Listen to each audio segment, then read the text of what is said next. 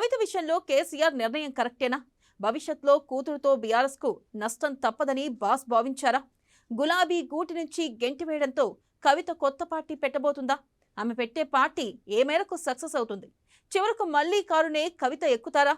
షర్మిలకు జరిగినట్టే కవిత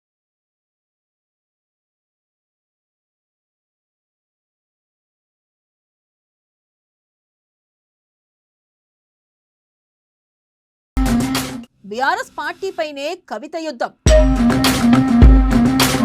కాళేశ్వరంపై కవిత కామెంట్స్ తో ఇబ్బందుల్లోకి కేసీఆర్.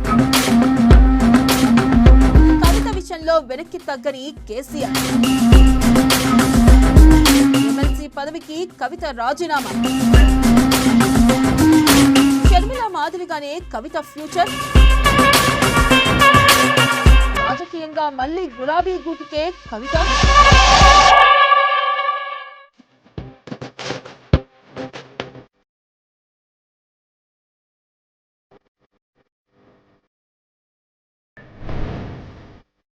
కల్వకుంట్ల కవిత ఇక బయటకు వెళ్లేందుకు నిర్ణయించుకున్నారు. అయితే ఆమె భవిష్యత్తు ప్రణాళిక మాత్రం కొత్త పార్టీ అన్నది మాత్రం అర్థమవుతుంది. బీఆర్ఎస్ నాయకత్వం తనపై సస్పెన్షన్ వేటు వేయడాన్ని కవిత జీర్ణించుకోలేకపోతున్నారు. తన తండ్రి చుట్టూ దెయ్యాలు ఉన్నాయని, తన తండ్రి దేవుడని అన్నప్పటికీ కేసీఆర్ కూతురు విషయంలో వెనక్కి తగ్గలేదు.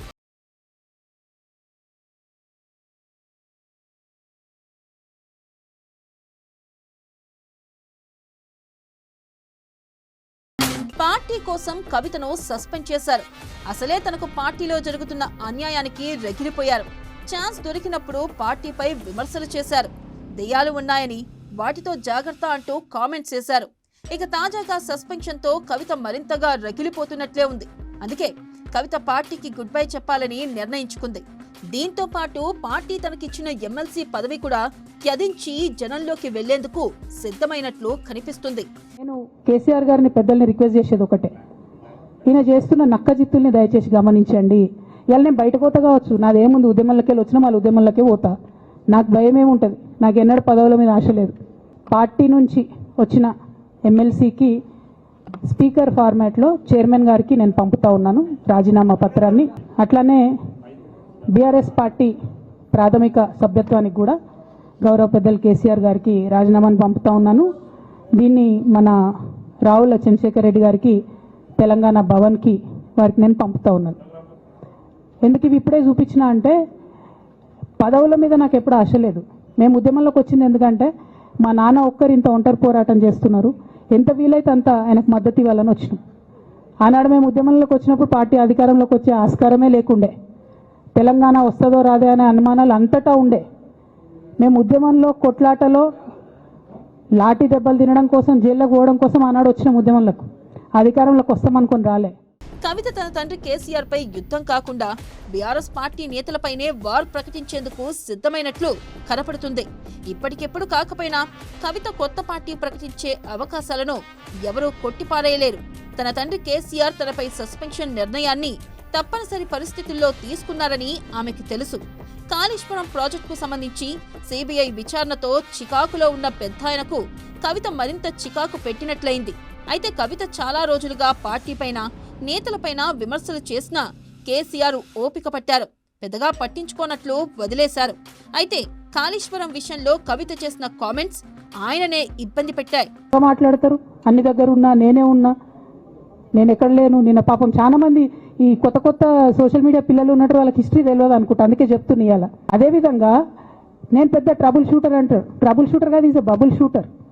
ఆయన ఏంటంటే ట్రబుల్ ఆయన్నే క్రియేట్ చేస్తాడు, చేసి నేనే సాల్వ్ చేసినట్టు నటిస్తాడు.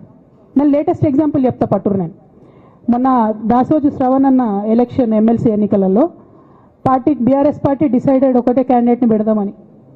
కానీ హరీష్ రావు గారు ఇంటర్నల్గా బీజేపీ వాళ్ళతో మాట్లాడుకొని ఏం చెప్తారంటే, మీ దగ్గర నుంచి ఒక క్యాండిడేట్ని ఇవ్వండి, నేను మామయ్యని కన్విన్స్ చేసి రెండో క్యాండిడేట్కి పెట్టిస్తా అంటే he wants to create a trouble.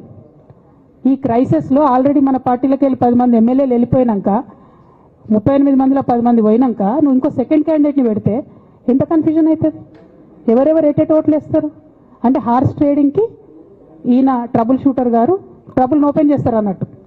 నాకెందుకో లక్కీగా ఒక బీజేపీ ఎమ్మెల్యే గారు ఫోన్ చేసి, అక్క మరి పెద్దసారి పర్మిషన్ ఉందా హరీష్ అని ఇట్లా అంటున్నారంటే, నేను డైరెక్ట్గా పెద్దసారికే ఫోన్ చేసి చేసి నాన్న మరి ఇట్లా అంటున్నారు, మనం సెకండ్ క్యాండిడేట్కి పర్మిషన్ ఇస్తారంటే nothing doing, only Shravan will get elected, ఎవరు చెప్పారు మీకు అన్నారు. అంటే నేను ఆ విషయం వెంటనే అటువైపు కన్వే చేసిన, లేదండి మాకు అట్లాంటి ఆలోచన లేదు. ఎందుకు ఈ రీసెంట్ ఎగ్జాంపుల్ చెప్తున్నా ఇవాళ అంటే, హరీష్ రావు గారు ట్రబుల్ క్రియేట్ చేసి ట్రబుల్ని మాఫీ చేసినట్టుగా ప్రయత్నం చేస్తారు. బీఆర్ఎస్ కార్యకర్తలందరికీ నేను నా తమ్ముళ్ళకి రిక్వెస్ట్ చేసి చెప్తున్నా, మా చెల్లెలకు రిక్వెస్ట్ చేసి చెప్తున్నా, మీకు పెద్ద స్థాయిలో జరిగే అన్ని విషయాలు తెలియకుండా అందరూ మన వెల్ విషర్స్ అనుకుంటారు. మీ తప్పు కాదు, ఎందుకంటే కేసీఆర్ సార్ అంత ఓపెన్ మైండ్తో ఓపెన్ హార్ట్తో ఉంటారు కాబట్టి బీఆర్ఎస్లో ఉన్న అందరూ అట్లే ఉంటారు అనుకుంటారు. కానీ చాలా మందికి చాలా హిడెన్ ఎజెండాస్ ఉన్నాయి. ఒక పక్క కాంగ్రెస్తో కలిసి ఉన్నారు, ఇంకో పక్క బీజేపీతో మాట్లాడుతున్నారు, ఎటు ఎవరితోనూ అవసరమైతే అటు మాట్లాడుతున్నారు. కనీసం బంధువులని లేకుండా పార్టీలో తనకు ముఖ్యులని తెలిసిన కవిత చేసిన వ్యాఖ్యలతో కేసీఆర్ ఇబ్బంది పడ్డారు. అందుకే ఆయన తన భార్యతోనూ చర్చించారు. కూతురాని చూస్తూ ఊరుకుంటే రానున్న ఎన్నికలకు ముందు మరింత మంది నేతలు రెచ్చిపోయే అవకాశాలు లేకపోలేదు. అందుకే కవితను సస్పెండ్ చేసి ఆమె భవిష్యత్తులో చేసే విమర్శలకు ప్రాధాన్యత లేకుండా ప్రస్తుతానికి అయితే చేయగలిగారు.